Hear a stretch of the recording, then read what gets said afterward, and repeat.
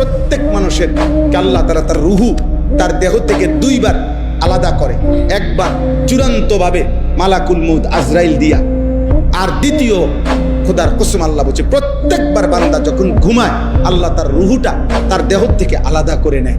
আল্লাহ নিজে বলছেন আমি চাইলেই আবার ফেরত দেই, আমি না চাইলে ফেরত দেই।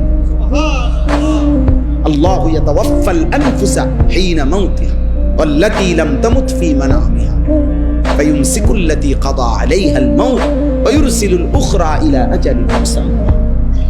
এরপরে আল্লাহ কি সুন্দর করে বলছে, তবে শুনো বান্দা, প্রতিবার যদিও আমি রুহুটা ফেরত দেই ঘুম থেকে জাগবার সময়, কিন্তু এইটাও ইলা আজালিম মুসাম্মা, একটি নির্দিষ্ট সময় পর্যন্তই ফেরত দিচ্ছি। এই ফেরত দিলেও তুমি ধোঁকা খাইও না যে কোনোদিন আটকাবো না, না সত্যি সত্যি একদিন রুহুটা একবার নেব আজরাইল দিয়া, আর কোনোদিন ফেরত দেব না।